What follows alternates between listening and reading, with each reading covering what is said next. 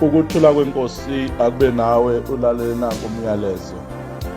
Ilizwi silithola encwadini kwabaseFilipi bokuqala verse 12 to 19. Sawucaphuna uverse 12 kuphela. Kepha ngithanda ukuba nazi bazalwane ukuthi lokho kwangehlelayo kugcine kuveza ukuqhubeka kwevangeli. Kepha ngithanda ukuba nazi bazalwane ukuthi lokho kwangehlelayo kugcine kwaveza ukuqhubeka kwevangeli. Sifunda ke lawa amazwi esiwathola kumpostoli Paul ukuthi uNkulunkulu uyaliqhuba ivangeli ngezimo esidlula kuzo, zingaba lukhuni noma kungaba zisixakanise ngandlelani, kodwa singayeki ukubambelela evangelini. Sivezela izinto ezintathu umpostoli Paul kulesi sahluko. Okokuqala ukuthi uNkulunkulu uyaliqhuba ivangeli ngezimo ezilukhuni. Okwesibili ukuthi uNkulunkulu uyaliqhuba ivangeli ngokuba sinxuselane emkhulekweni. Okwesithathu uNkulunkulu uyaliqhuba ivangeli ngokuba sithule ubufakazi okanye intshumayelo eyikhuluma ngombuso kaBaba uNkulunkulu. uNkulunkulu sibizile sonke ukuba sibe ngabaqhubi bevangeli. Paul waqonda ukuba ukuboshwa kwakhe kwakungenxa yentando kaNkulunkulu ukuqhuba ivangeli likaKristu owabethela ukuze sonke siphume ebumnyameni besono sibe sekuphileni okupheleleyo ngoNkulunkulu.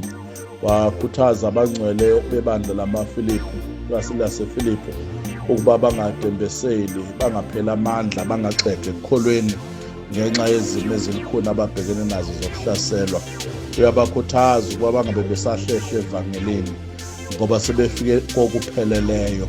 Ukukhuluma lokhu uboshiwe, usejele lamaRoma. Ijeleke langa liyankatha alifani namajele esikhathi esiphila kuwo.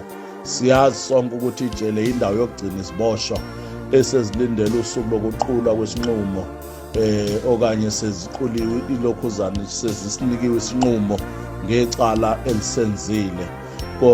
Lapha-ke sifunda ngokuba amajele ababeboshwa emajele asendulo, ikakhulukazi aseRoma, umuntu wayehlutshulwa, akhunyulwe izingubo zakhe, abenqunu, ungeniswe umphakathi, abe umbukanwe wezwe, babukise ngaye.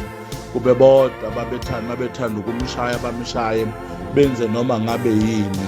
Amanxeba ayenawo ayengalashwa, iziboshwa zayihlala nobuhlungu bokuboshwa ezihlakaleni nasemaqakaleni, ziboshwe ngamaketanga, izingubo zidabukile ngenxa yokuthi abantu bebezenzela umathanda koyisiboshwa abe inhlekisa phakathi kwabantu. Amajele ayimigodi, hayi izindlu njengoba sazi kwisikhathi esiphela kuso. Izimo zawo zazizimbi kakhulu ngoba ayengekho kwisimo sokuhlala umuntu. Abanye babefa besalindile ukuqulwa kwecala, ukubanda okungabekezeleleki, kweswela amanzi okuphuza nawukuhlamba, ukugcwala ngokweqile kanye nephunga lendle kwizindlu ababehlala kuzo, kwakwenza kube lukhonisatshe ukuphila besejele. Besifazane nabesilisa kwakuvamile ukuba baboshwe ndawonye, nokwakwenza ukuthi owesifazane agcine enukubezwa ngokocansi, ahlukunyezwe aze afe ehlukunyezwa abanye ababoshwe naye, besusa ingcindezi ababekuyona. Ukudla kwakudliwa uma kukhona, futhi kwakungabi sesimweni esigculisayo. Iningi leziboshwa lalidla ngoba lilethelwe abomndeni okanye abangani ukudla malisejele. Iningi leziboshwa zazicelela ukuba zife masinyane, abanye babevele bazibulale bona ngenxa yobulukhuni bempilo yokuba ngaphakathi ejele. Uma ungumRoma ubanjwe uqotsheni wenza isimo esikubeka icala noma ulivumile icala osolwa ngalo, kwakusheshiswa okwakwayengaze ngaphakathi ejele ngoba sasazeka isimo ngenxa yePax Romana. Kwakubenza abantu abangamaRoma ukuba bangatholi besengcindezini njengabantu bezizwe. Isinqumo sasithathwa khona lapho kungaziqulwa icala ukuba akabulawe ngoba uphambene nendlela yokuba ngawuphila ngayo, ngoba babezithatha bengabantu abaphucukile kunabezizwe. Kudingiswa-ke kwakuyinto engavamile kakhulu, kodwa yenzeka kubantu ababe sezingeni eliphezulu lempumelelo emphakathini okanye bewosopolitiki besikhathi nezihlakaniphi zesikhathi. Bayezodingiswa kumuntu wayelahlekelwa ubuzwe bakhe bokuba ngumRoma. Okwesibili, wayelahlekelwa impahla yonke nengcebo yonke yakhe abe nayo, bese yahamba engenalutho, engaphethe lutho.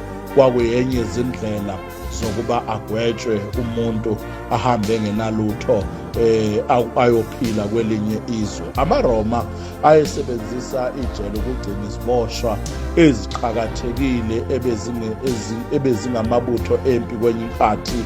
Iziboshwa zempi zazigcinwa kule migodo kuze kube nenhlabalihide, a public procession eyayenziwa ukuze lo obeqhakathekile eyingwazi isihlabani empini afe ngokufinywa nokubulawa umphakathi ngesikhathi kwenziwa inhlabaluhide, ukuze nomunye ocabanga ukwenza okuphambene angangeni leso silingo.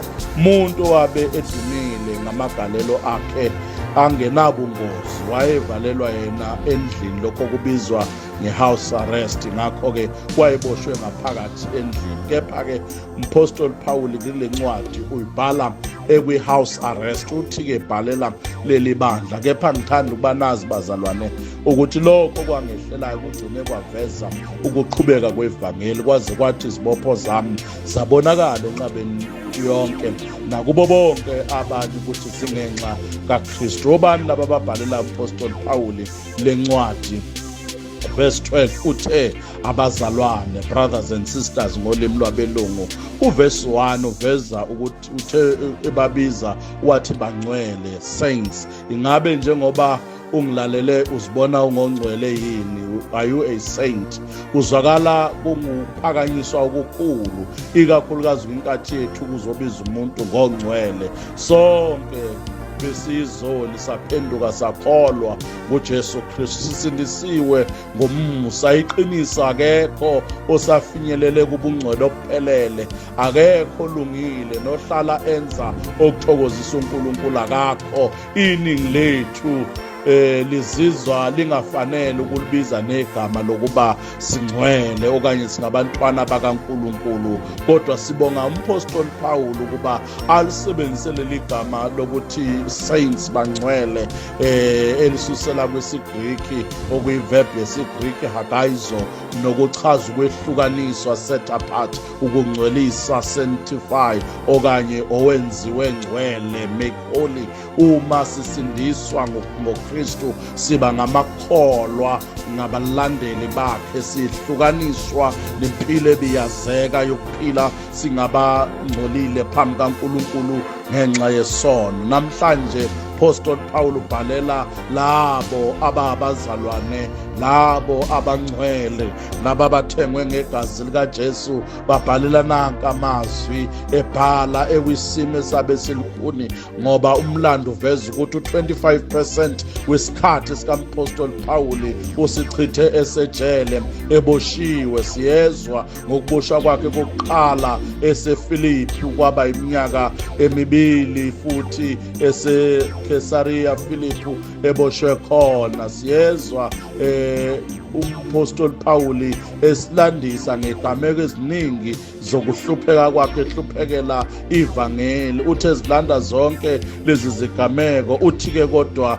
ngithanda ukuba nazi bazalwane, lokho kwangehlelayo kugcine kwaveza ukuqhubeka kwevangeli. Laqhubeka ndlelani leli vangeli likaNkulunkulu? Pawuli ubalula izindlela ey'ntathu uNkulunkulu aliqhuba ngayo ivangeli. Akekho bazalwane ongumlandeli kaKristu ongabizelwe kumbuso kaNkulunkulu ukuba liqhube ivangeli likaNkulunkulu. Siliqhuba ngezindlela ezehlukeneyo, kodwa umpostoli Pawuli kulesi sahluko usivezela iy'ndlela ey'ntathu uNkulunkulu aliqhuba ngayo ivangeli. Eyokuqala, verse 12 to 14, uNkulunkulu uyaliqhuba ivangeli ngokusidlulisa ebunzimeni bempilo. uNkulunkulu uyaliqhuba. Okwesibili verse 4 to 9 no verse 19, uNkulunkulu uyaliqhuba ivangeli ngokuba sikufunda ukunxuselana emkhulekweni. uNkulunkulu uyaliqhuba ivangeli.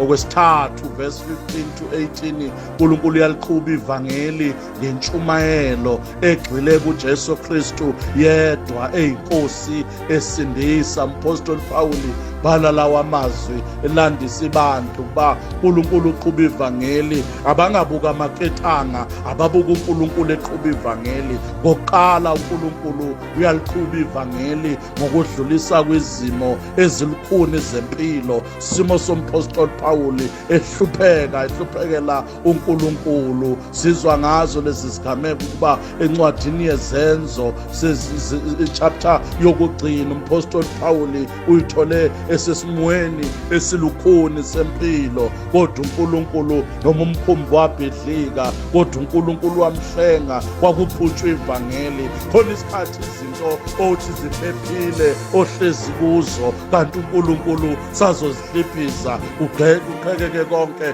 kodwa uNkulunkulu saqhuba ivangeli. Sizwa umpostoli Pawuli efikile benosila endaweni yaseFiliphu, owesifazane owabe yisigqila enzela abanikazi bakhe ababemthengile inzuzo ngokubhula. Uthi-ke umbhali Apostoli Paul wahamba wanengwa yilo moya walo wesifazane owayede ekhuluma emva kwakhe ukuthi akakhulume kumoya okuye umpostoli Pawuli okungumoya kaNkulunkulu. Wayesiyawukhuza umoya owawusentombazaneni ngoba intombazane yayingenankinga yona, kodwa umoya owawufakaza kumpostoli Pawuli kwakuyiwo uPawuli ayengahambisani nayo. Yikho-ke egcineni ezithola uPawuli bezoshaywa umphakathi, baboshwe ngamaketanga izandla nezinyawo, bavalelwe etilongweni. Kodwa sikuzwa kahle ukuthi bathe besetilongweni bekuyo le ndawo yaseFiliphu wathandaza, badumisa, bakhuleka, badumisa, bakhuleka, badumisa. Uthi obhalayo uyazamazama indawo ababekuyo, kwawohloka amaketanga ayisezandleni nasezinyaweni, ngoba uNkulunkulu kwasekuyisikhathi sokuba ivangeli elalikumphostoli Pawuli liqhutshwe lazeke ezindaweni zonke kuze kuyokwazi nomgcini ziboshwa. Wacabanga ukuthi zonke ziphumile zabaleka, isiboshwa. Wathi mayithatha inkemba efuna ukuzibulala, wezwakala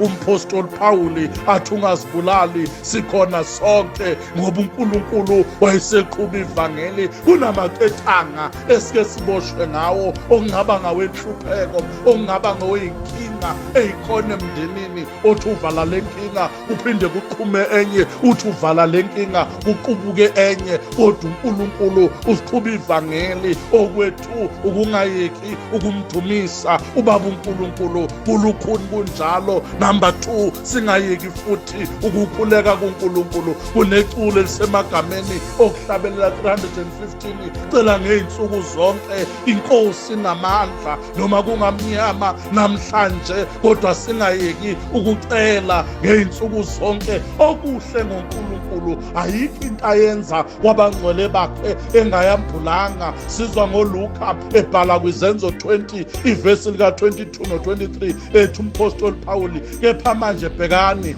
mina sengiya eJerusalema, ngiboshiwe emoyeni, ngingakwazi okuzangehlela uma sengifike khona. Kuphela umoya oyingcwele uyafakaza kimi imizi ngemizi ethi izibopho ney'nhlupheko zingihlalele, izibopho ney'nhlupheko zingihlalele. Kodwa noma kunganjalo uNkulunkulu uqhuba ivangeli. Bangcwele enkosini, singabe sahlehla kulo nkulunkulu, ngoba kuye zikhona izinto esiyothi masifika phambi kwesihlalo sobukhosi athokoze ngathi ungabusaphela amandla, kuyahambeka noma kulukhuni, ngokuba mina ukuphila kunguKristu, ukufa kuyinzuzo. nenzuzo. Usho njalo kulesi sahluko evesini lika-21, ukuphila kunguKristu noma ngabe inyama iyafa, ngoba kodwa uyobe saqhuba ivangeli uNkulunkulu. Bonke abangamaKristu bahlalelwe ukuliqhuba ivangeli likaNkulunkulu, noma kuhamba kahle noma kungahambi kahle. Chapter 2 encwadini yesibili yabaseKorinte, chapter 11 ivesi lika-23 yaku-28, Apostle Paul uveza ukuba kahlanu imivimbo washaywa abaJuda becabanga ukuthi uyawukufa, kodwa uNkulunkulu wamlondoloza ibhidli kumkhumbi ephakathi emanzini ubusuku nemini, wamgcina uNkulunkulu. Kaningi ebanjwa zigebengu zimphuca impahla yakhe, kodwa uNkulunkulu waba kanye naye. Wathi kaningi ngingehlutshula izingubo, ngihambaze ngingambethe lutho, kodwa uNkulunkulu waliqhuba ivangeli. Wathi kaningi ngalapha ngaswela ukudla, kodwa uNkulunkulu nalapho wayesaqhuba ivangeli. Ngizothi noma ngabe sinjani isimo obhekene naso, ungasahlehli kuNkulunkulu. Uyikuneculo emagameni okuhlabelela elithi thwala isiphambano sakho oshiye kufeni, uwe wedwa othwalayo uba nakho ukuphila. Qine enkosini nasemandleni ayamakhulu. Lokho okwehlele uNkulunkulu uqhuba ivangeli. Noma ngabe ufelwe, uNkulunkulu uqhuba ivangeli. Noma ngabe udiliziwe, uNkulunkulu usaqhuba ivangeli. Noma wazi ikweletu uyikhokha kanjani, uNkulunkulu usaqhuba ivangeli. Kepha ngithanda ukuba nazi bazalwane ukuthi lokho okungehleleyo kugcine kwaqhuba ivangeli. uNkulunkulu akayekwa, bambelela kuye. Ulingisa uJakobe athi anginakukuyeka ungakangibusisi. Ungasuki kuNkulunkulu nanxa izimo zingalifuni kangakanani. Kuyabanjelelwa evangelini. Noma kumnyama sasa kuzokhanya, noma kumnyama yena ungukukhanya kwakho. Ngasamyeki uNkulunkulu, bambelela. Umnyama kunjalo, ukuphila kwakho, ikusasa lakho, ithemba lakho likuNkulunkulu ophilayo. Yeka abantu, nansi inkosi, themba, yenza ukulunga, usho hlabelelayo. Ngaphandle kaNkulunkulu ayikho lemizi. ngoNkulunkulu isamile, ukuba kuya ngey'fungo esifungelwa zona, ukuba kuya ngemithi esikhafulwa ngayo, ukuba kuye ngey'khali esilolelwa zona, zingalolwa kodwa isoze zaphumelela, ngoba omingakithi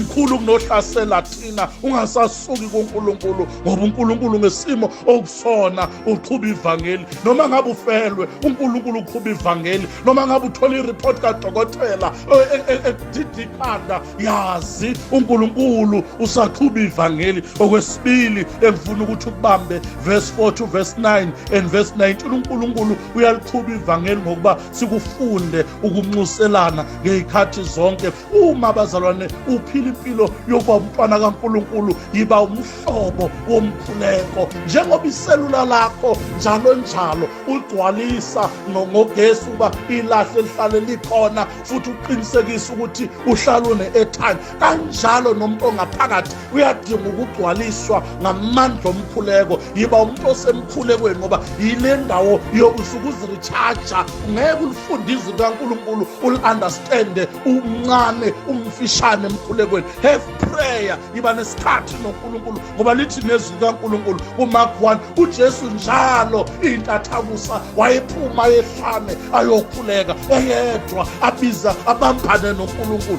Ungayiphili impilo yokungakhuleki. Uma sinxuselana emkhulekweni, sisuke sithambisa inhliziyo yesoni ukuthi masifika phambi kwaso izwi liyihlaba inhliziyo. Sisuke sivusa umoya wethu nathi sizipha amandla okuphuma siyoshumayela ivangeli likaNkulunkulu. Matthew 28 verse 19. Uma sinxuselana emkhulekweni, yingoba uNkulunkulu uyalangazelela ukusibona njalo siphambi kwesihlalo sobukhosi, ngoba uma sinxusa siyaphuma esiqwini sobumvelo siye ebukhoneni bikaNkulunkulu ngomoya, ngoba uNkulunkulu ungumoya, nabakhuleka kuye kufanele bakhuleke ngomoya nangeqiniso. 2 Peter chapter 3 verse 9. Yingoba uJesu amandla akhe onke apheleliswa kubantu abanesikhathi somkhuleko. Ngamkhuleko sikwazi ukuthunywa siyolanda izimvu ezilahlekile, sikwazi ukuyovuna lapho uNkulunkulu ehlwanyele khona imbewu. Luka 10 verse 2. Ngaphandle komkhuleko singekwazi ukuyenza intando kaNkulunkulu. Simelwe ukunxuselana kungakhathale ukuthi omunye ukuliphi ihlelo. Okwesithathu